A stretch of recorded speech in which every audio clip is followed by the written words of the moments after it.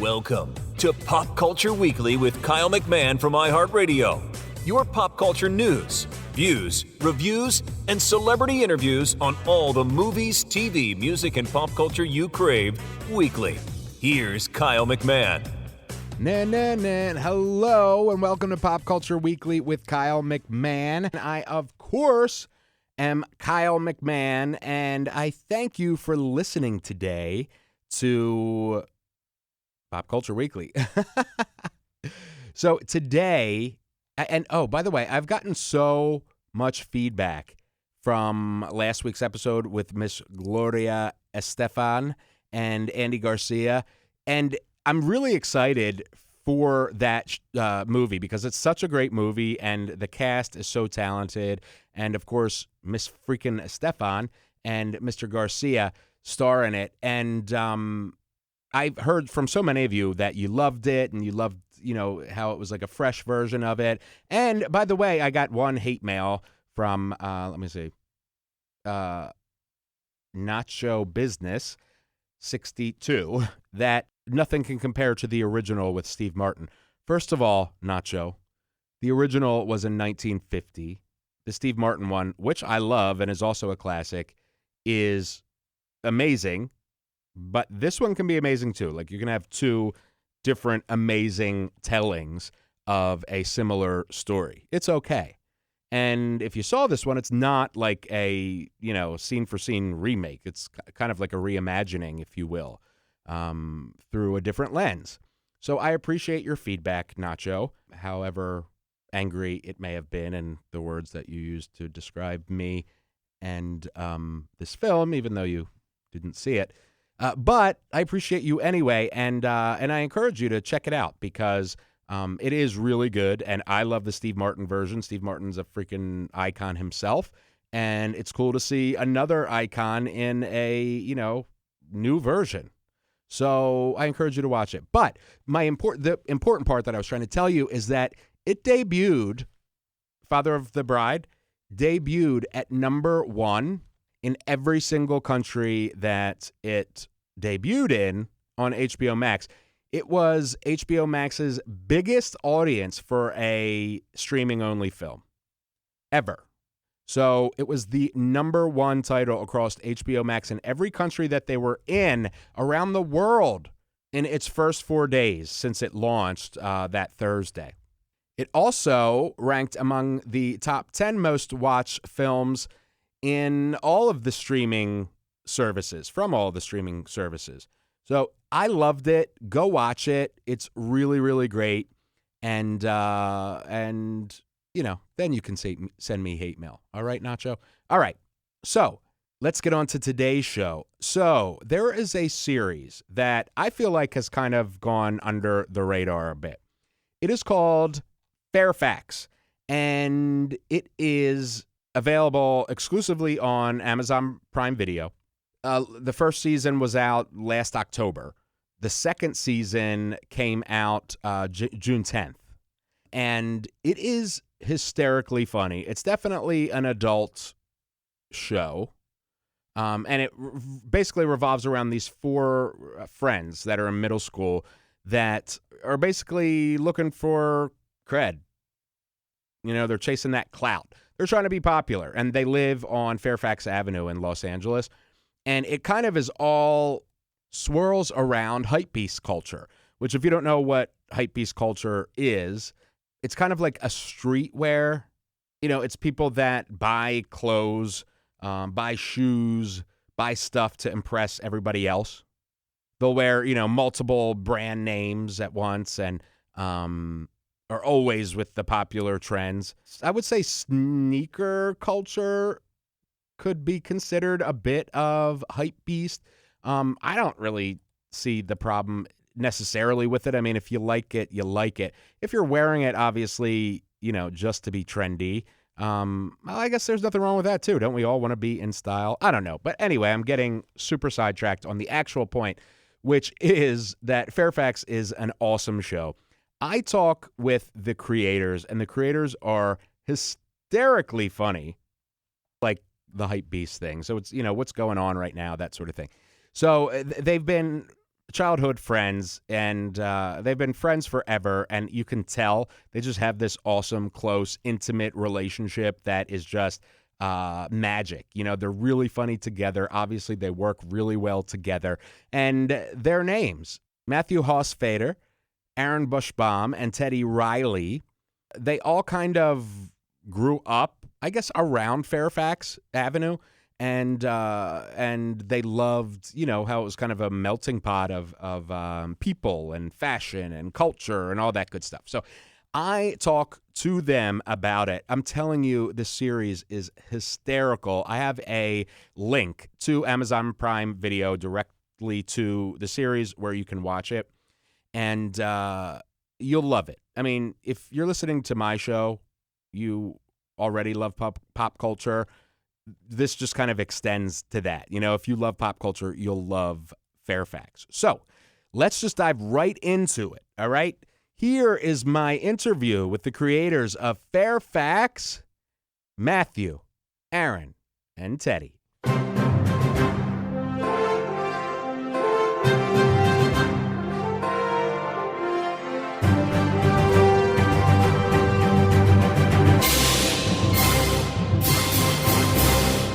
What is up? What's up, Kyle? How are you? How are you guys? Thanks for speaking with me. We're Absolutely, great, man. We're doing well. Awesome. So, first of all, I love Fairfax, and season 2 is coming out very soon. Let me go back for a minute, though. For you guys have I guess a production company called The Adorable Trio. How did that come about? I mean, besides you being an adorable trio, of course. Which one of you wants to tell our origin story? No, Matt is at the core of this origin story, so please have at it. It's really quick. We both had pretty much similar writing paths, except they were doing features and I was doing TV. And we both had scripts land on the 2012 Blacklist, which is the best list of unproduced screenplays. And they did a Twitter Q&A. And they were asking us stuff like, what are your favorite movies and books and music? And we were talking about like Mighty Ducks and Cool Runnings and Three Ninjas. And Teddy kept answering the same things like Encino Man. And I was like, wow, this guy must really like what I like. And I DM'd him. I was like, dude, would you ever like want to hang out? And he said yes. And him and Aaron continue writing forever. And when we got the call about this show, I begged Teddy to join me and to see if we could get Aaron. And it worked, and we're the three of us just happen to be adorable, so it sort of just fit. So basically, Right. It was we were working on a name for a brief moment. We were going to be called Martial Arts and Crafts because it was a combination of two things that we loved. But we went with The Adorable Trio because we're just adorable, and the design was done by our friend Some Hoodlum, who do the art in the show. So basically, you're saying that, like most great relationships, it started with one of you sliding into the other's DMs.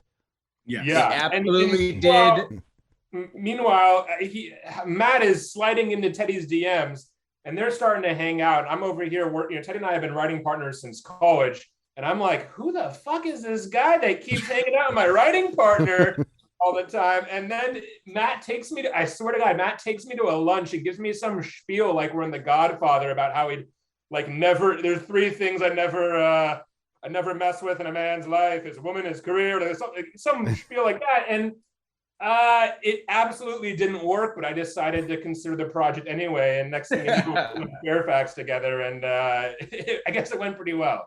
Yeah, he was like, I don't trust this Matt Hausfater dude at all. I was like, that is probably the right instinct. No, I was like, no, he's the best. You're going to love him. And then when we went on my bachelor party in New Orleans, we rented out basically like an orphanage, and they roomed together, and they became their own adorable, beautiful couple on the bachelor party. That is true. I love it. And I assume there were no children. It's like an old orphanage, right? Yeah, you got to get some context, Teddy. It was, I mean, there were like orphanage. 17 people on the trip. So it was like a huge old, like, must have been like 100 years old. And there were just a ton of rooms that were all like weirdly designed and decorated. And, these guys just ended up in a room sharing heartburn medication with everybody. So you all grew up in California, correct? That's where kind of Fairfax came from from the street, the is it called a street there? Yeah, Avenue. It's the block. We grew up we all grew up in LA, either in Santa Monica or San Fernando Valley or various incarnations of over the year. But like, our parents always would drop us off with like $20 and be like, pick you up at 5 o'clock, and we would just loiter and hang out with our friends on. Back for me, it was like Melrose. Fairfax wasn't yet what it is today. It was like Judaica shops and Cantors, and that's it. But over the years, we've all seen it transform. Thanks to Tyler, the Creator, and Odd Future, and Supreme, obviously, and Crooks and Castles. John and Vinny's. Yeah, it just became this huge, melting pot, and it always seemed like a world unto itself. Like we just especially for animation, just seeing like Orthodox Jews next to rappers with face tattoos, just like felt like a fun world to dive into. And nobody had really done a show set in LA about that specific block and that specific kind of subculture. And a lot of the LA shows are always like very Hollywood focused or, maybe beach focused, but like that was never the LA that we really grew up with. And, the LA we grew up with was just this kind of, like Matt said, this melting pot where you just had $20 and you just kind of made the day last. Although I will say in season 2, we do have a beach-based episode. That's true. Started to branch out a little bit. Yeah. So for you guys, how did the concept of internet culture kind of, jump into those plans?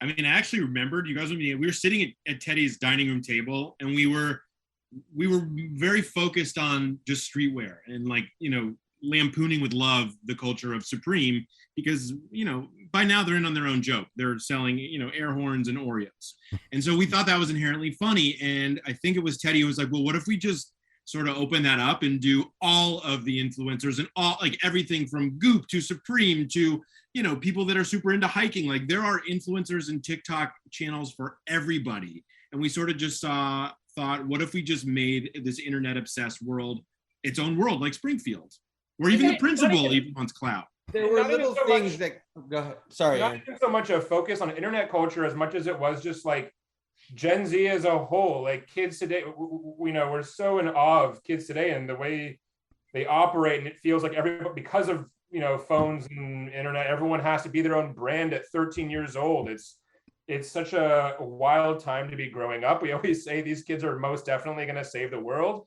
but they are also getting tattoos on their face and eating Tide Pods. So it's just like a wild mix of great and crazy. Heroes and villains.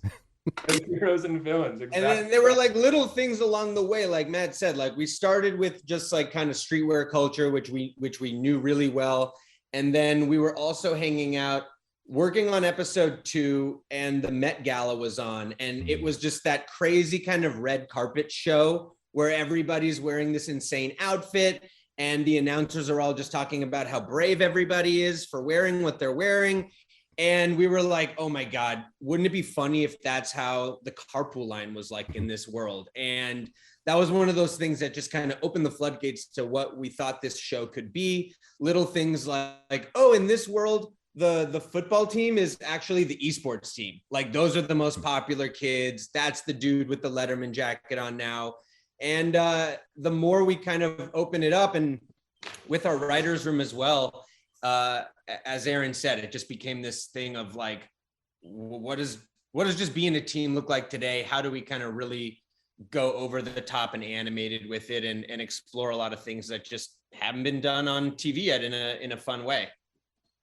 And is that and first of all, to your point, Aaron, about 13-year-olds with having to have a brand, I can relate. I'm really yelling at my baby about not posting enough on his TikTok, but so my question is in regards to the series, is that why you went animated? Because you can explore those types of things more to your imagination? I mean, is your limit really? Absolutely. I also think just like as writers, we have this tendency to think cinematically, and there are so many things we do in our show. Like, in season 1, we've basically a Fast and the Furious style chase scene and a fight scene that takes place on top of an 18-wheeler. And it's just like, At a certain point, you can't actually afford to shoot that. Someone's got to draw it instead. So it's always this, it's kind of this, like, we see animation as like last frontier for comedy to really go big. Like if you're not, I mean, an Avengers movie, if you're going to do your own thing and create an original piece of material, it's like, and you want to go big and have fun with it, animation is the place where you can really just swing for the fences. So it's been so much fun to just have like basically no restraints in that regard and really just, go balls to the wall with all of it. And you do, and I think it's to great effect. And then you have somebody like the character Dale, who, in my opinion, kind of serves as like the introduction for the audience into this world, kind of. How did you kind of decide to, okay, I want a character like this, we want to do a character like that? How do you kind of narrow it down from all of the possibilities that you could have in that subculture? I mean, the secret sauce really is the three of us are obsessed with the Sandlot. And this was like us wanting to do the Sandlot. Like we just grew up living it and watching the movies about like young crews of kids, whether it was Goonies or Three Ninjas or whatever. And we felt like this world was so crazy and animated and comical, but it was also something that was pretty niche. Like if you didn't really, really know it, it might go over your head. And so we felt kind of right away we needed someone that was like us in high school, where we were kind of like fish out of waters. We didn't really know what direction cool was, and kind of leaned on our friends to point us in that direction and help explain some of the things that were very specific but important to the culture. Yeah, we're all Dales. That's the that character. Very simply, we're all Dales, and we all in our lives growing up just have like much cooler friends that were like, yo, that shirt looks stupid on you. You should wear something else. And we're very thankful for it, So that was the origin of Dale. House, you want to dive into the rest of the other characters? What do you mean? Just like how we kind of generated the other characters conceptually. Yeah, I mean, I think there were amalgams of our friends group growing up. We always talk about Mike Hooks or my friend Brandon. Like they're just people that we sort of were amalgamations of our favorite people in our friend groups growing up. And like Aaron said, we each brought something different to the table, even as a group of the trio of us. Like Teddy and Aaron would show me, they were like, you haven't read Watchmen? Like, what the fuck is wrong with you? And I'd be like, you haven't seen St. Elmo's Fire? Like, you always are like that with your friend groups. And I think it's super important to have diversified friend groups and people that can put you onto new shit, because otherwise, like, if you're not evolving, you're staying stuck in one place. I love that. And then you have the gang, the kind of chorus, if you will, with the pigeons. Which is hysterical. How did that come about? That was part of the just animation, just developing the world and what the show was. We paid homage to Statler and Waldorf from the Muppets, the two old guys who were up in the theater box, just kind of shit talking the Muppets all the time, and just love the idea of old heads. Because like Matt said earlier, Fairfax wasn't always like this hub of fashion and culture. It used to just be a block. And so seeing old heads on the wire, just kind of commenting on the kids and making fun of them, just was funny, and also felt like, again, one of those reasons you do an animated show. Love it. Thank you, all three of you. I appreciate your time and talking to me. And I love Fairfax. And season 2 is exclusively on Prime Video beginning June 10th. Thank you. And I can't wait to continue to watch the world of Fairfax expand. Let's go, June 10, baby. Thanks for having us, Kyle. Thank you. Have a great day. You too, man. Appreciate it.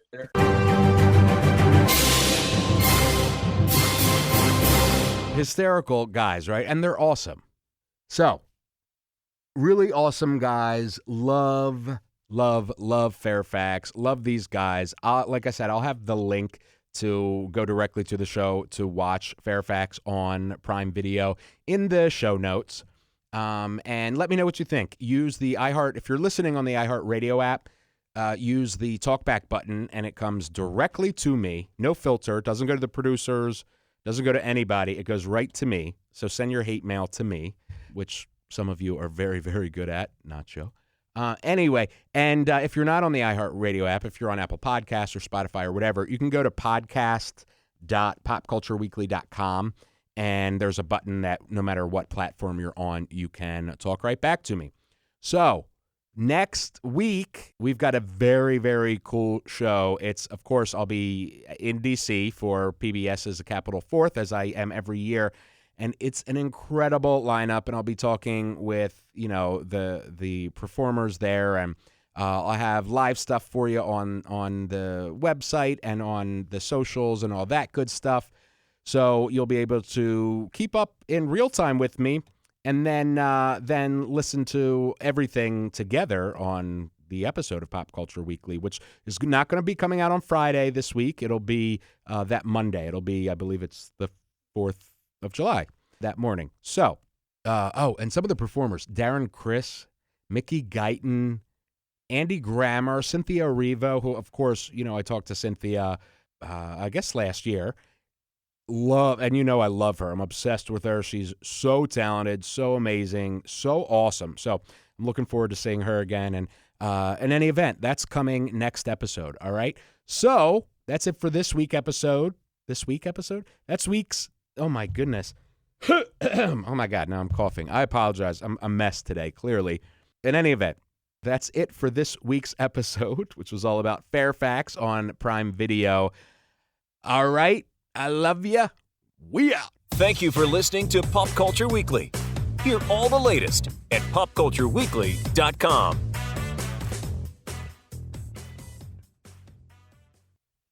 Hype, beast, I'm a hype, beast. Hype, beast, I'm a hype, beast. I like sneaker culture. Hype, beast, I like sneaker culture. Hype, beast.